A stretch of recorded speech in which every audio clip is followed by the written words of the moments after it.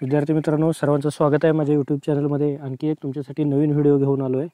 आजच्या व्हिडिओमध्ये आपण इयत्ता 10वी गणित भाग 1 मधील सर्वात महत्त्वाचं प्रकरण अंकगणिती श्रेणीविषयी आज आपण शिकणार आहोत.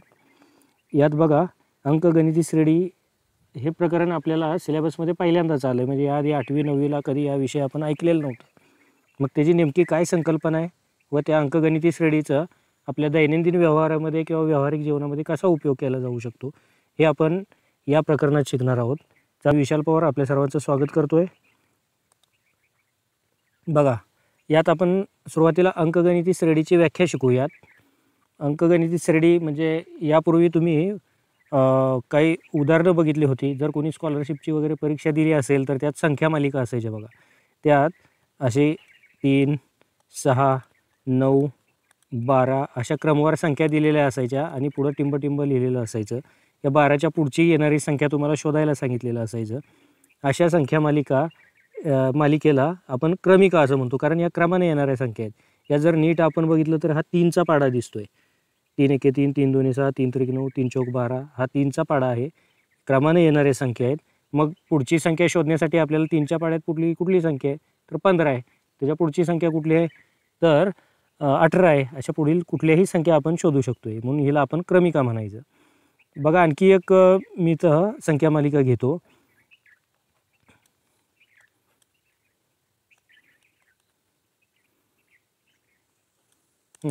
तुम्हाला म्हणलं या संख्या मालिकेत पुढील संख्या शोधा कुठली आहे तर तुम्ही शोधू शकाल का? इथं काय संबंध लागतोय का तुम्हाला? 2 पद, पहिल्यावरून दुसरं पद शोधायचं, दुसऱ्यावरून तिसरं, तिसऱ्यावरून चौथं, चौथ्यावरून 5वं शोधण्यासाठी काही क्रमसंबंध इथं सापडतोय का आपल्याला? तर नाही सापडत. ही क्रमिका होईल का? मग नाही होणार. ज्या संख्या मालिकेमध्ये लगतच्या पदांमध्ये काहीतरी असा विशिष्ट क्रमसंबंध असतो अशा संख्या मालिकेला आपण क्रमिका म्हणायचं. मग त्या क्रमिका आपण बऱ्याच क्रमिका अशा प्रकारे घेऊ शकतोय. बघा, इथं आणखी एक घेतो मी.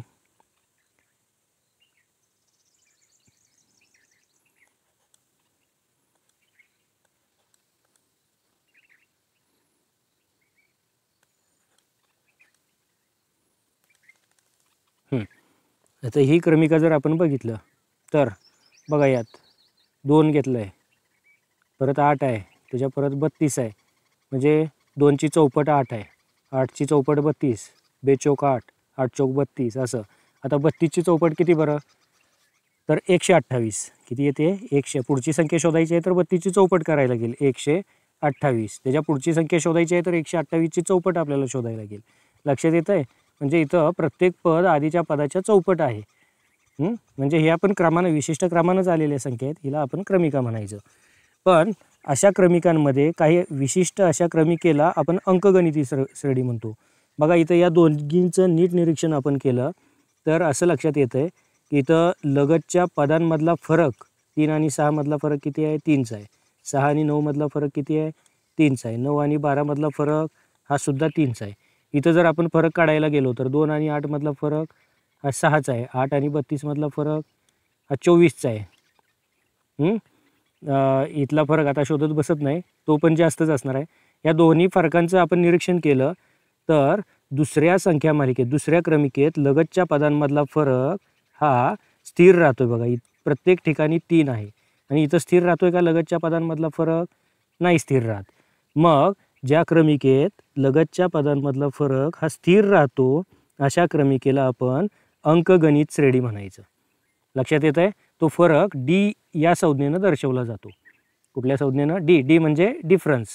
आता इथं लगतच्या 2 पदांमधला फरक 3 हा स्थिर राहतोय, म्हणून फरकाला आपण साधारण फरक असं म्हणायचं. चला, आणखी एक उदाहरण घेतो. अंकगणिती श्रेणी म्हणजे काय ते समजण्यासाठी आणि साधारण फरक म्हणजे काय तुम्हाला समजण्यासाठी. बघा, आणखी एक उदाहरण घेतोय मी. इथं लिहितो 5, 9, 13, 17. सर्वांनी 1 मिनिट विचार करा की इथं लगतच्या पदांमध्ये फरक किती आहे 5 आणि 9 मध्ये. बघा, कोणाला येत असेल तर कमेंट करा पटकन. 5 आणि 9 मधला फरक आठवला? सांगू? 4चा आहे. 9 आणि 13 मधला फरक 4चा आहे. 13 आणि 17 मधला फरक 4चा आहे. फरक स्थिर राहतोय म्हणजे इथं साधारण फरक डी बरोबर 4 येईल. याला साधारण फरक म्हणायचं. बघा, तुम्हाला अंकगणिती श्रेणी म्हणजे काय, साधारण फरक म्हणजे काय, हे जर व्यवस्थितरित्या शिकायचं असेल तर मी आणखी एका व्हिडिओमध्ये अंकगणिती श्रेणी म्हणजे काय आणि क्रमिका म्हणजे काय, साधारण फरक म्हणजे काय, दिलेली क्रमिका अंकगणिती श्रेणी आहे अथवा नाही ते ओळखायचं कसं, याबाबतचे उदाहरणं मी त्या व्हिडिओमध्ये समजावलेले आहेत. पाहिजे तर तुम्हाला त्या व्हिडिओची लिंक मी डिस्क्रिप्शनमध्ये देतो. सर्वांनी तो जाऊन बघा व्हिडिओ, म्हणजे आपल्याला आणखीन संकल्पना स्पष्ट होईल अंकगणिती श्रेणी म्हणजे काय. आता इथं आपण अंकगणिती श्रेणीची व्याख्या बघितली आत्तापर्यंत. अंकगणिती क्रमिका आणि अंकगणिती श्रेणीतला फरक बघितला, कुणाला क्रमिका म्हणायचं आणि कुणाला अंकगणित श्रेणी म्हणायचं. त्यानंतर साधारण फरकाची उदाहरणं पण बघितली. चला आता पुढं जाऊयात. अंकगणितीच्या सामान्य पदाचं सूत्र आपल्याला शिकायचं आहे. बघा, जरासं आणखी एकदा पाठीमागे जाऊ आपण. बघा, जर एखाद्या अंकगणिती श्रेणीमध्ये पहिलं पद 2 आहे, पहिलं पद म्हणजे सुरुवातीचं त्याला ए म्हणतात. पहिलं पद किती आहे, 2 आहे आणि फरक हा 3 आहे. फरक किती आहे, 3 आहे. तर ती अंकगणिती श्रेणी आपण कशी लिहितो बघा. पहिलं पद सुरुवातीला लिहितो. दुसरं पद शोधायचं असेल तर त्यात साधारण फरक डी मिळवावा लागेल आपल्याला.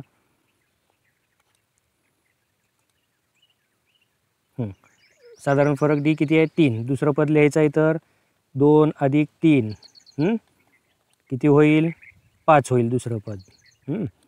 परत तिसरं पद आपल्याला लिहायचं आहे तर दुसऱ्या पदात परत साधारण फरक मिळवावा लागेल. ती किती होईल, 8. म्हणजे 5मध्ये आपण साधारण फरक 3. असं प्रत्येक वेळेला पुढचं पद मिळवताना आधीच्या पदात साधारण फरक तुम्हाला मिळवावा लागेल.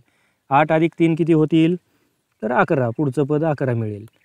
अशी आपण अंकगणिती श्रेणी तयार करतो.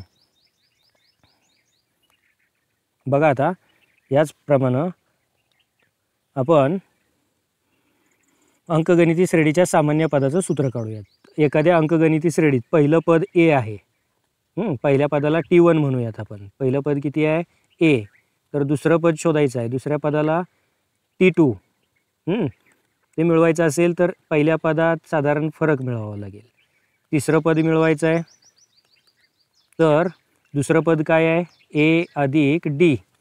त्यात आणखी एक डी मिळवला तर 1 डी आणि आणखी 1 डी असं मिळून किती होतील, 2 डी होतील. हे तिसरं पद. चौथं पद मिळवायचं आहे तर तिसऱ्या पदात आणखी 1 डी मिळवावं लागेल. तिसऱ्या पदात किती डी आहेत, 2 आहेत. आणखी 1 डी मिळवला तर किती होतील, 3 डी. ए अधिक 3 डी असं चौथं पद होईल.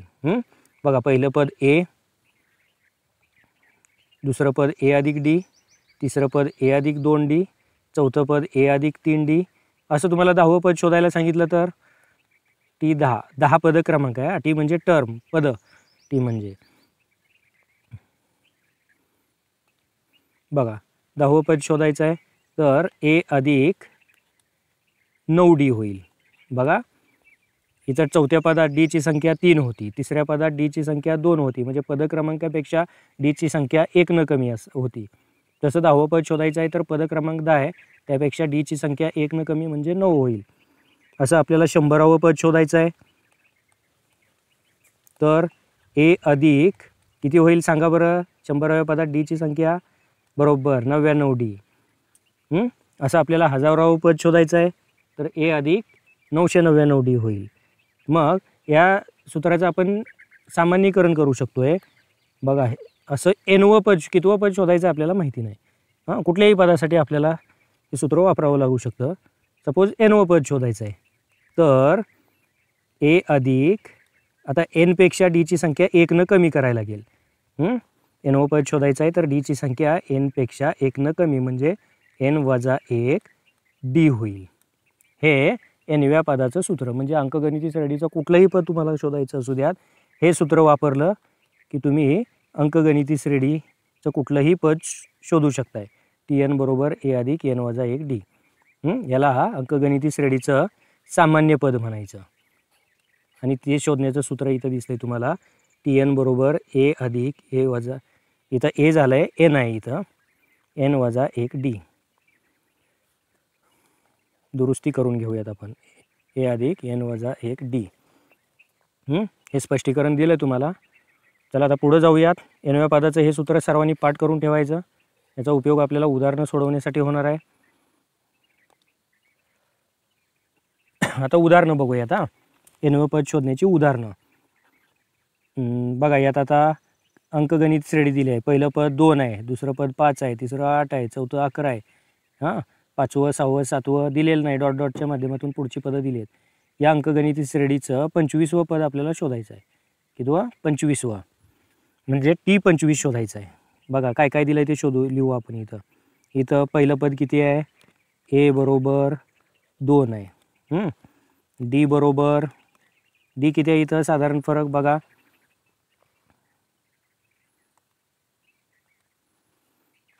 साधारण फरक लगतच्या पदांमधला फरक तो शोधायचा असेल तर पुढच्या पदातून आधीचं पद वजा करायला लागतं. T2 वजा T1. बघा T2 किती आहे? 5 वजा 2. T2 5 आहे आणि 2 T1 आहे. 5 वजा 2 म्हणजे 3. Dची किंमत 3 आहे. इथं लिहितो सेपरेट. आणि कितवं पद शोधायचं आहे? 25वं शोधायचं आहे. म्हणजे n बरोबर 25 होईल. पद क्रमांक म्हणजेच n, त्याची किंमत 25 आहे. चला शोधायला सुरुवात करू आपण. बघा सूत्र काय आहे? साधारण पद शोधण्याचं, सामान्य पद काढण्याचं सूत्र आपलं. बघा इकडं सूत्र तुम्हाला शिकवलं आहे.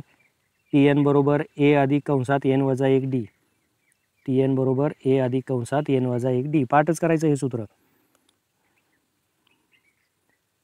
बघा सूत्र लिहून घेऊयात आपण.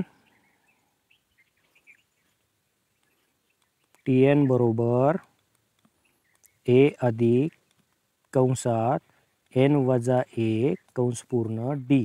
या सूत्रात किमती ठेवा. Tn आता n ची किंमत 25 आहे म्हणजे T25 होईल. बरोबर a ची किंमत 2 आहे अधिक कंसात n वजा 1. मग n ची किंमत परत 25 ठेवू इथं, वजा 1. आणि d ची किंमत शोधली आपण. लगतच्या पदांमधला फरक शोधला तर तो कितीचा येतोय? 3 येतोय. चला सोडवायला सुरुवात करूयात. 2 अधिक 25 वजा 1 24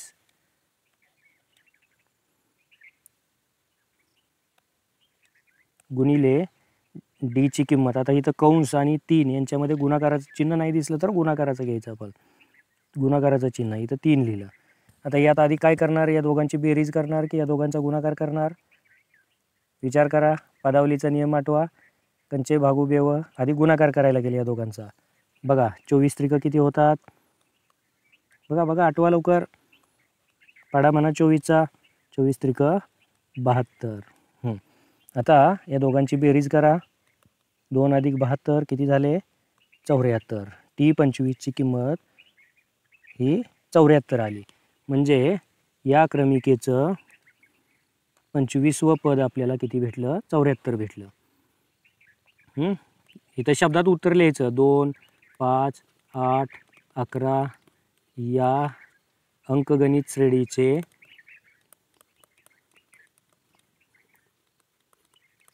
श्रेणीचे 25वे पद 74 आहे असं उत्तर लिहायचं. आणि इथं आपलं उदाहरण संपलं. आता पुढील उदाहरणाकडे जाऊयात आपण. बघा 3 अंकी नैसर्गिक संख्या समूहात 5ने भाग जाणाऱ्या संख्या किती आहेत ते शोधायचं आहे. बघा विचार करायला लागतो अशी उदाहरणं सोडवताना.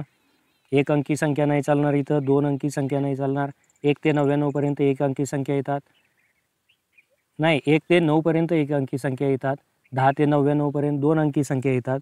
तर 3 अंकी संख्या समूह म्हणजे 100 ते 999च्या दरम्यान 3 अंकी संख्या आहेत सर्व. तर यातली 5 भाग जाणारी सर्वात आधीची संख्या कुठली? 100. दुसरी संख्या 5 भाग जाणारी 105. तिसरी संख्या 5 भाग जाणारी सर्वांना माहिती आहे 110. सर्वजण 5चा पाडा सोपा आहे सगळ्यात. आणि सगळ्यात शेवटची संख्या कुठली असणार 5 भाग जाणारी? 999 असेल का? नसणार आहे. 1000 जर घ्यायला गेलं पुढची संख्या तर ती 4 अंकी होते. मग सर्वात मोठी 5 भाग जाणारी 3 अंकी संख्या ही 995 असणार. मग आपली अंकगणिती श्रेणी इथं तयार झाली. बघा त्यात पहिलं पद आहे 100. पहिलं पद 100, इथं लिहूनच घेऊयात लगे. ए बरोबर 100. डी लगतच्या पदांमधला फरक T2 वजा T1 किंवा T3 वजा T2 करू शकताय. म्हणजे 105 वजा 100 बरोबर 5 येतोय. ही डीची किंमत आली. डी बरोबर 5. आणखी काय दिलं इथं? शेवटचं पद दिलं. या अंकगणिती श्रेणीचं शेवटचं लास्ट पद माहिती आहे आपल्याला, त्याला TN म्हणायचं. काय म्हणूया तिथं आपण? TN बरोबर 995. सामान्य पद माहिती आहे. आता पहिलं पद माहिती आहे. पहिलं पद माहिती आहे, सामान्य पद माहिती आहे, लगतच्या पदांमधला फरक माहिती आहे, डी बरोबर 5 माहिती आहे. तुम्हाला या अंकगणिती श्रेणीत किती पदं आहेत ते शोधायचं आहे. या अंकगणिती श्रेणीत किती पदं आहेत ते शोधायचं आहे. बघा, शोधूयात आपण किती पदं आहेत. सूत्र लिहा. आपण सामान्य पद शोधण्याचं सूत्र लिहूयात पहिलं. बघा, TN बरोबर A अधिक कंसात N वजा 1 कंस पूर्ण D. हे सामान्य पद शोधण्याचं सूत्र. किमती ठेवा. आता TN ची किंमत माहिती आहे 995. ही TN ची किंमत आपण इथं ठेवूयात. 995 बरोबर A ची किंमत किती आहे? 100 अधिक कंसात N वजा 1. N ची किंमत माहिती नाही आहे. N वजा 1 तीच शोधतोय आपण. किती पदं आहेत तेच शोधायचं आहे, म्हणजे N ची किंमत शोधायची. D ची किंमत 5 आहे. बघा, आता सोडवायला सुरुवात करूयात. या 5 हे 100 इकडं बेरीज करतायत, या बाजूला आल्यावर वजा होतील. 995 मधून 100 गेले तर राहतील 895 बरोबर 5 न कंसाला गुणा 5 गुणिले N 5N 5 गुणिले ऋण 1 ऋण 5 एके 5 म्हणजे ऋण 5. हे ऋण 5 इकडे गेल्यावर धन होतील, बेरीज होईल. 895 आणि 5 तर 900 होतील.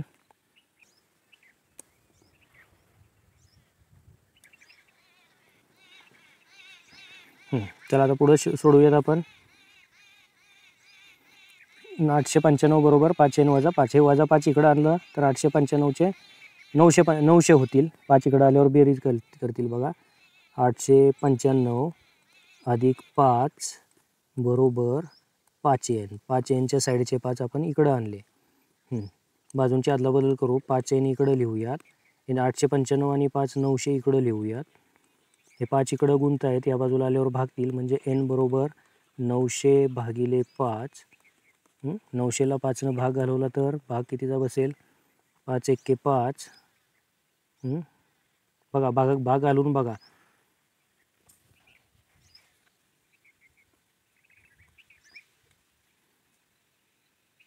180चा भाग लागेल. तुम्ही सर्वांनी भाग लावलेलाच असेल.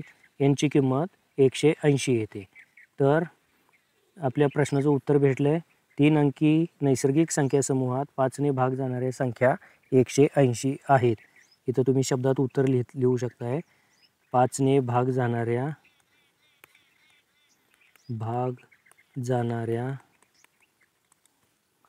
3 अंकी संख्या 180 आहेत. असं शब्दात तुम्ही उत्तर लिहू शकताय. पुढे चला, आता आणखी एक उदाहरण बघूयात आपण.